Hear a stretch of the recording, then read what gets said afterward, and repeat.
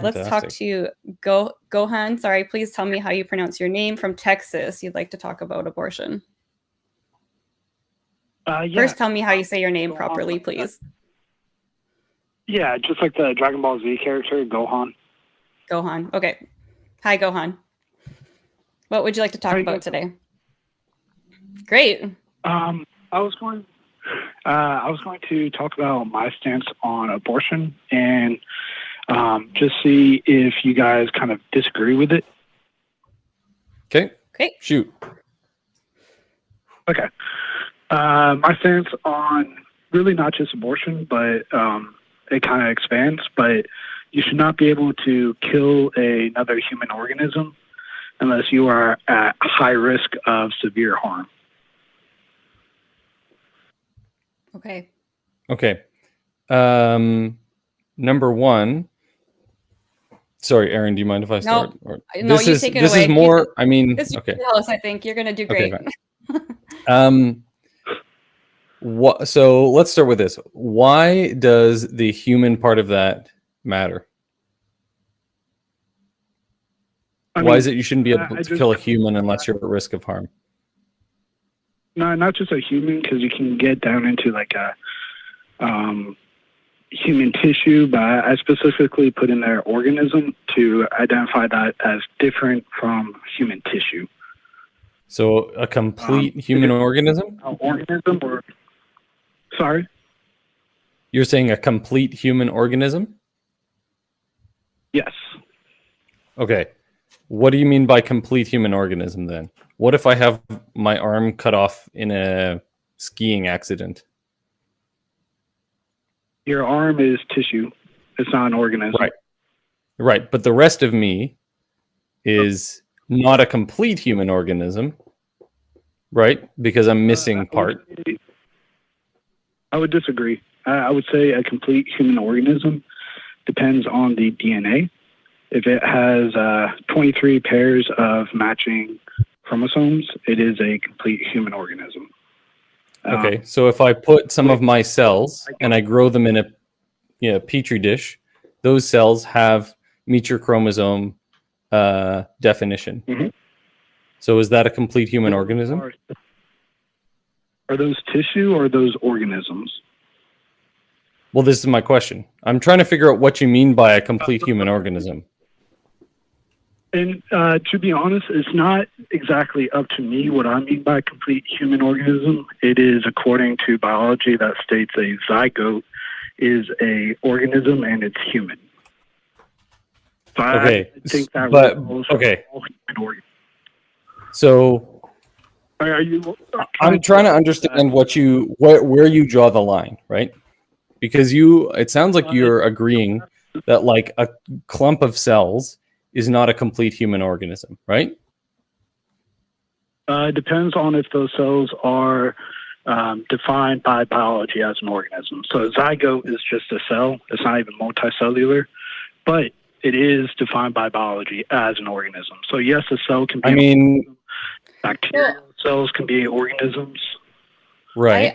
I just looked up something here. Like I looked up the definition of human organism. It says here that a human organism consists of 11 organ systems, and they obviously go through like the skeletal system, muscular system, nervous system, but they also have things like the reproductive system. Like what happens, like there are people in the world who have had, severe accidents who have no more reproductive system and they have no lower extremities. I've seen these. I'm sure MD is aware of them as well. So by definition, that's why they call me MD aware. Yeah, you are aware of these things. I ask a question on that? Yeah. Yes. Can I ask is that definition a genetic definition? Because genetically, it's from a medical website.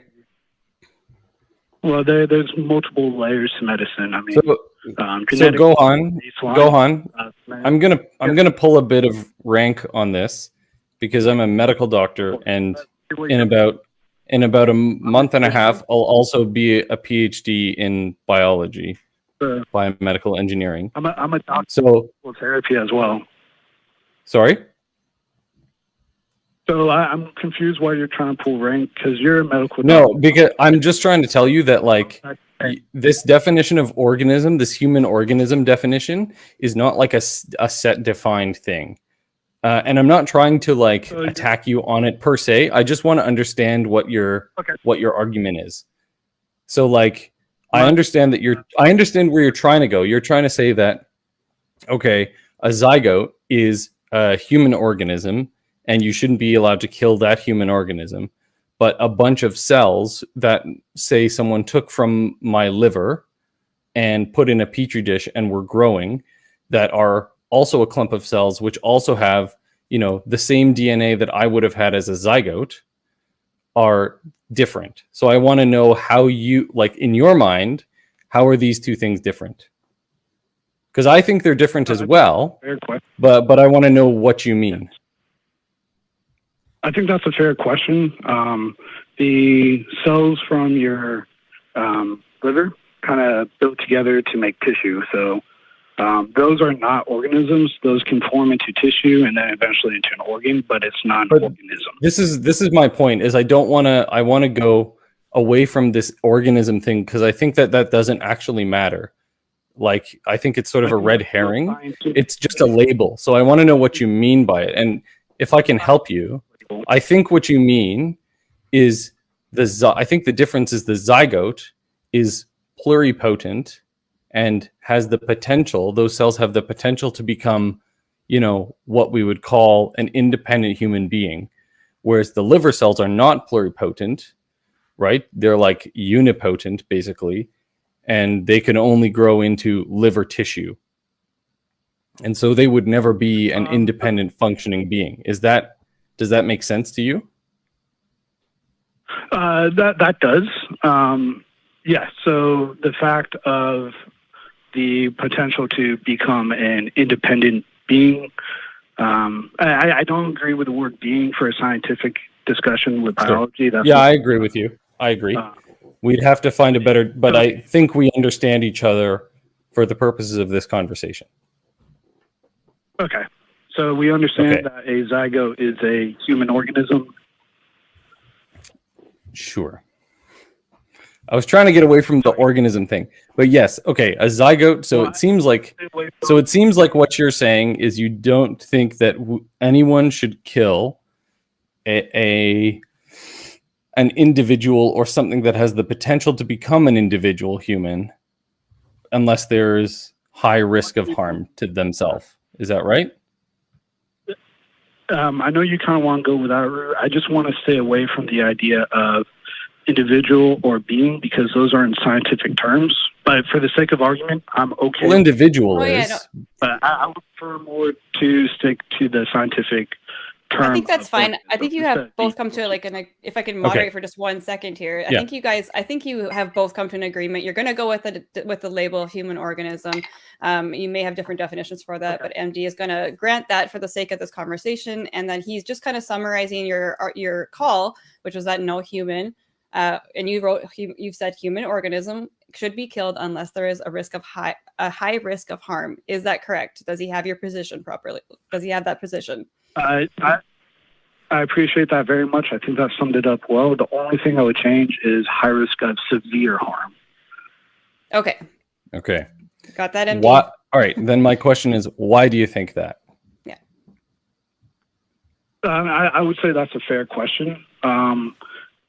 And if you don't agree with that, that's fair. But this is kind of the basis of morality. If you think you should be able to harm human organisms that don't have that, I'm open to a reason why.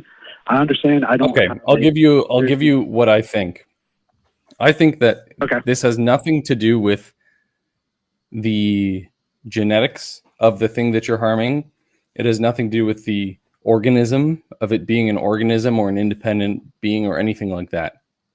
It has to do completely with suffering and wellness and well-being, and the fact that certain things that you would identify as human organisms have a greater capacity to suffer and be well than others. And I would even go as far as to say that non-human organisms have a greater capacity for suffering and wellness than some human organisms. So, for example, I do occasionally, I go and I collect organs for transplant from people who are brain dead. They have no capacity for suffering or wellness or well-being because they're brain dead. They are a human organism, an independent person, however you would want to describe it. But I don't think that it is wrong to effectively end that person's life. Again, we could debate what the definition of life is. Are you dead if your brain isn't functioning, or is it a clinical thing like heart and lungs or whatever? But I think that there's nothing wrong with ending that life in order to preserve other life, right? Would you agree with that example? So if I can, I'll give my quick response. I do not like the idea of basing morality on what limits suffering. I know that's a big secular humanist idea. For me, it's very hard to distinguish that between that and utilitarian. Well, I think it is utilitarian. And that justifies the Thanos snap. So, like, I know I'm using a made up example, but I don't agree with the idea of limiting suffering as moral. And if we are getting on a topic of like what is moral, or like what's the basis of morality, I think we're getting a little off topic, which is a good topic, but I think we're veering away from the topic of abortion. Okay, so I mean, we can go back, but you said your initial position was that no human organism should be killed unless there's a high risk of severe harm. And my question is, it seems to be based in the reduction of harm. I heard you say the elimination of harm, Gohan, but I don't think that that's necessarily what what we would say. It's not the elimination of harm; it's the reduction of harm. Yeah. I mean, it kind of sounds like you partially agree with me, at least, because you think that, well, if this person's going to do me harm, then I'm justified in killing them, right? It depends on how severe the harm is and how high the risk. If they're running towards me with a knife and they're going to stab me, I can shoot them. Say I have 100% knowledge that they're going to stab me. Yeah, I'd say at like 50% knowledge, you're allowed to pull the trigger. Okay, so why is that allowed? What makes that person's life worth less, or what justifies killing them to reduce my harm? Because harm is still factoring into your point here.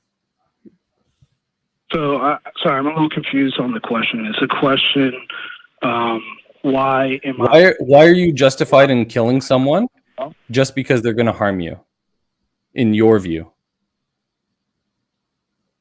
Because I believe that there's certain rules of morality that prohibit actions. Limiting severe harm would be a rule of morality that prohibits actions, not granting actions. Oh, why? So what makes you? Go ahead, Erin. I was just to say, how do you know that? How do you know that is one of the declarations of the morality? And that's why I think we're getting off topic. That's one of my beliefs. It's true, we will. But I think that ultimately the conversation on abortion almost inevitably goes to the conversation on morality. So I'm not opposed for this whole thing to kind of go that way, because I think it almost always does. I mean, I think at least we can say that you and I don't want to speak for Erin. I don't know if you agree with what I've said so far. But like, at least Gohan, you and I disagree on that sort of fundamental thing with respect to like what the value of suffering and well-being is, right? You don't think it's necessarily important. You think that there are other things that we should consider. Yes. I mean, even if my cousin who is can't feel consciousness is about to die tomorrow, and you try to kill them today, or I'm not going to say you, I'll say Bob down the street tries to kill them today. I can kill Bob down the street. That won't limit my cousin's suffering. It would actually add more suffering into the world since I killed somebody else. But Bob down the street does not have the right to take a human organism's life that does not bring high risk of severe harm. Why? Can you tell me why? I'll be honest, I cannot, but that is my stance, and I was just wondering if you guys could poke holes in it. Well, I mean, I think... Yeah, go ahead, I do Erin. have one more question. Is like how are you setting the parameters for what is severe harm? I think that's honestly the most important question. And if you can give me a second to give a full response. Sure, go for it. I'll be... We're not the Atheist Experience. We won't cut you off. Well, I could, but I probably won't because I don't think I could. We're halfway Canadian here. Go ahead. I don't know what would be the cutoff limit of high risk or severe harm. I just think whatever that limit is, it should be consistent for all human organisms. So whatever that limit is for a 5-year-old should apply to a zygote and fetus. And same with a 99-year-old. So it doesn't, to you, I don't know what it doesn't is, but sorry, are you not done? Sorry, go ahead. I was just recapping that I don't know what the limit is, but I think it should be consistent. Okay, and you think it should be consistent regardless of what the capacity to suffer, the capacity for suffering would be? Correct. So based on kind of an essentialism that they're human, and that's why they shouldn't. That's why it should be consistent, not based on what it like. We're not going to measure anything. We're not going to be able to actually say how much harm they're going to be placed in, but it has to do with the fact that they are, this word, human. Correct. Okay.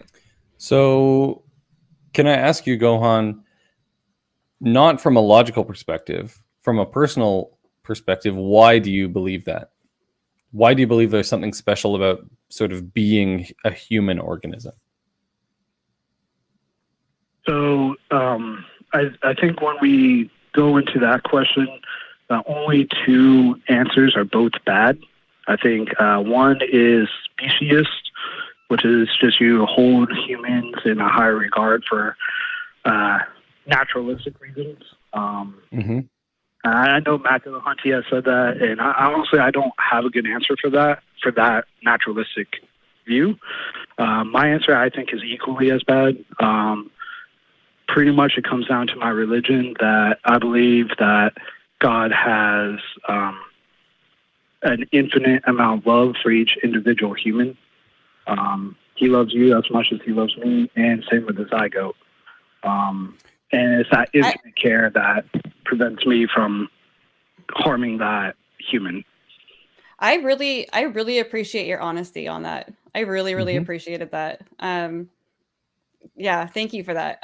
That's good. My question for that, it would be just that if that is kind of like when we get down to the root of it, that it's because your religion decrees that you shouldn't do it. So why not call in with that, and say like, I don't think abortion should happen because God doesn't want them to happen. Because my religion says so. My argument isn't that God doesn't want it to happen.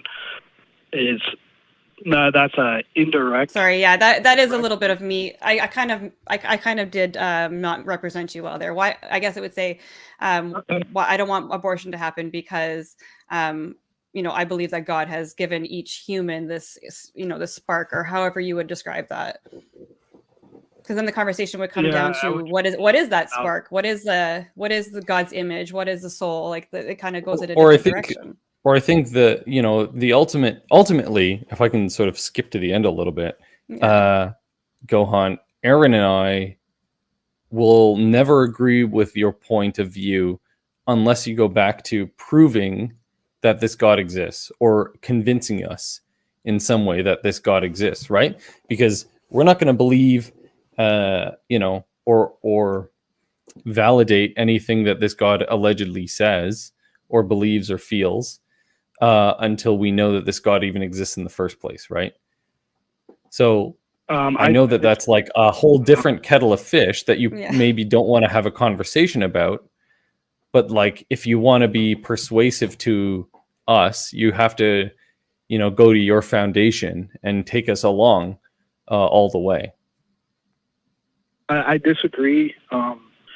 My quick response to that would be there are plenty of atheist pro-life people who have agreed to the idea for naturalistic reasons, kind of the same ones that Matt Dillahunty agrees with, that humans should be valued. Christopher Hitchens was pro-life. There's a group on YouTube called Secular Pro-Life. All of these have the same argument that I displayed at first. Yeah. I agree with you, but I guess I'm talking about Erin and I specifically. Yeah, and I'll agree with I'll put it out there too. I agree with you, MD, that I think that would be the most persuasive kind of thing here for me. Yeah, I think if my morality being based in religion, again, my stance on abortion is not based on religion, but my morality is. If that's an issue for me, but hang on, your stance on abortion is based on your morality, which is based on religion, right? Right. So it's an indirect link, but there are those out there who have their senses on abortion exactly like mine, but their morality. Right, but they use a different foundation. People can have a mix of different, they don't have people have different politics. Yeah, okay, I get you. Yeah. I mean, I guess I think we found our impasse, right? Yeah. Gohan? Yeah. I disagree to give up, but I don't think. No, I'm not saying that you have to admit defeat. I think I'm just saying that our impasse is, our conversation is no longer about abortion.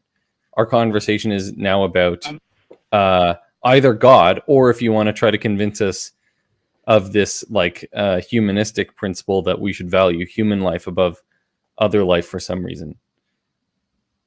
I think, but I know that's not your position. The purpose of my call. My call was not to convince you. It was to, my call wasn't to convince you guys. It was to see if I could become unconvinced of my stance. Okay. If I am convinced, I want to see if it's appropriate or not. So the best way to do that is engage with people who think differently. And I really appreciate that, and I think that's a super honest position to come from. I think that it's been a really good call. I do feel like there was everybody was being very genuine, trying their best to answer this. So I think that's a great idea to call in and see how do people that don't agree with me look at this, and how can I either improve my arguments or just discard it. So thank you for calling in. Yes, and it has been a great call. I think that our the hole that I would poke is, I would say, I don't understand why you're caring about human life specifically, because I don't see a reason why something as arbitrary and diverse as genetics should matter at all. So if you want to go a little bit more scientific, you can go to your diagnosis or your definition of a human organism being something with 23 paired chromosomes, and you could point to people who have genetic syndromes like trisomy 21, right? They don't have 23 paired chromosomes. So are they still human? I would say that's inclusive. That's an inclusive definition, not an exclusive one. So if you have 23 pairs, you are a human. It doesn't exclude you if you don't have exactly 23. But if you do, then you are a human organism. So is a banana also a human? Because it has a different number of different number of chromosomes. Right. Yeah. I'm not sure exactly how many matching chromosomes a banana has. I think it has 50 something. But it's beside the point, right? I just think that genetics is not necessarily a great way to define what a human is. I mean, it kind of is, but I thought that. There's a lot of problems with it. That's what I learned. Genetics does is that defines organisms into different areas, whether like you can look at the genetics of something and define or categorize what organism it is. So I was taught that is what defines an organism. Not really, right? If you're talking about different species, then it has a totally different definition. And it's a very, blurry definition. So you know what the definition of a different species is? Go for it. Well, so the most common definition that biologists use for two different species is that they can't produce viable offspring when they breed. So they will not have the correct amount of matching chromosomes? It doesn't have anything to do with chromosomes necessarily. So their chromosomes wouldn't match when they breed, and it could be because of that, or they could have matching chromosomes, right? They could have matching chromosomes, but for some other reason, they don't produce a viable offspring. You could even, you could make the argument that a greyhound and a Yorkie are different species because they can't produce viable offspring, right? Because they physically can't breed with each other because one is really big and the other one's really small. That's a biologically founded definition of a different species, but we don't do that because we don't consider those different species. We consider them breeds within a species because the definition of species is blurry. It's not defined. I think you need to refine what? Sorry. Sorry. My question was, if you looked at their DNA, would you be able to identify which species each dog is? Which breed, you mean? Or what do you mean? Yes. I think he meant breed.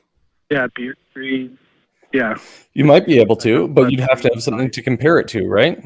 This is what I mean. Species is a kind of arbitrary category. It's a made up category. There's nothing like fundamental that makes things different.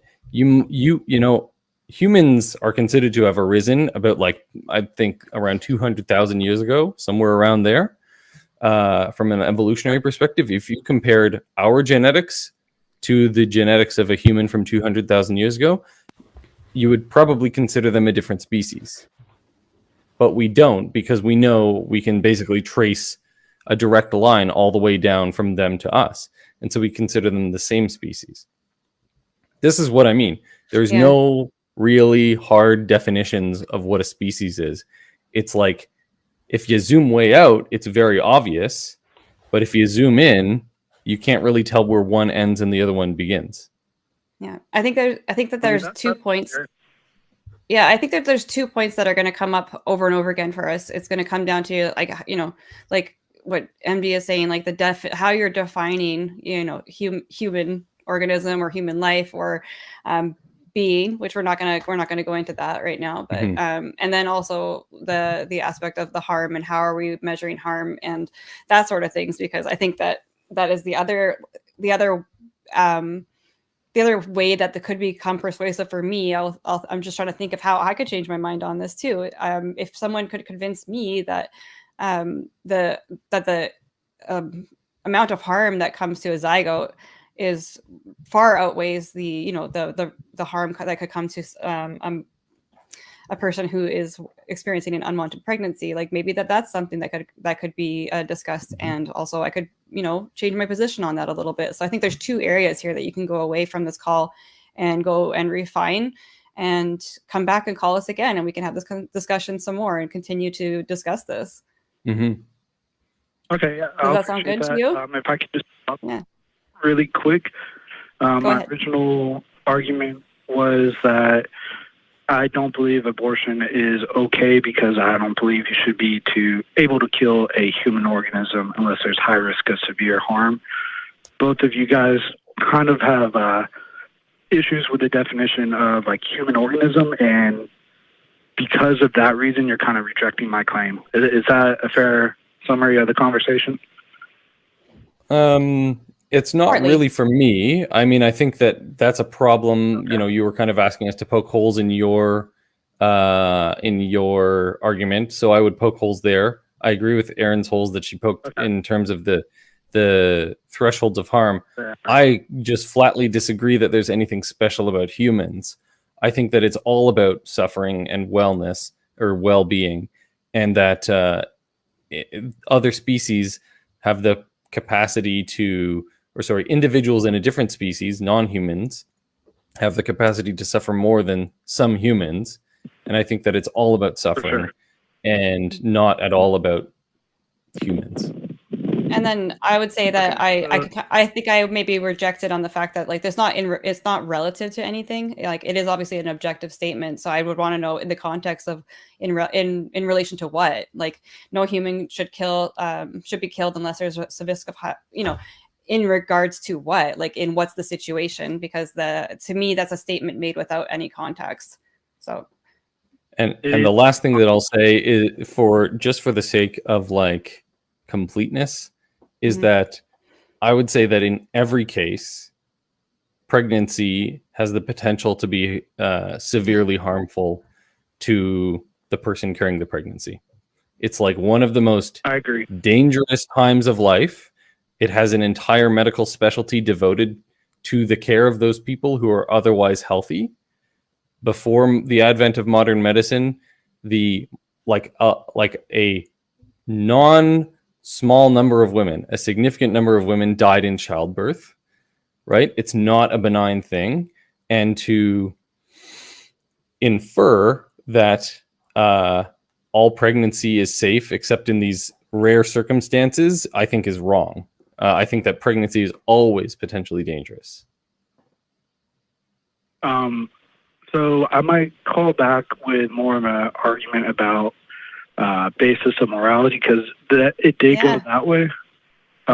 Please do. I also like just end on that last note. I think he's correct that there is always risk of severe harm, but that's why that other word is in there. How high is that risk? That risk has to be equivalently high to kill a 5-year-old.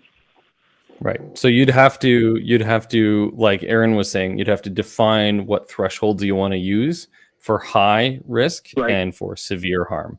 Yep. But I agree with Erin. I think you should totally go back, refine some of your arguments, and call us back another time, and we can progress the discussion. This was like the most fun abortion call that I could possibly imagine. Yeah, no kidding. Yeah, thank you. I think we'll let you go on this note. I really appreciate you calling in, and we do hope to hear from you again. It was a great call. Thank you, guys. Thank you. Take care. See, guys, everyone out there in YouTube land, we're not so scary here at Truth Wanted. We can have civil conversations even if we vehemently disagree with you. Yeah. We'll try our best to, get through it and get the clarifies and, do all of that. So yes. Like you said, it was one of the, what do you say, in the most fun abortion call ever. Yeah. I mean, like you can see how on another show, this might have gone totally off the rails and gone into swearing and hanging up, but yeah, we're cool as cucumbers here at Truth Wanted. We try. Put that on a t-shirt, Greg. Cool as cucumbers. We try.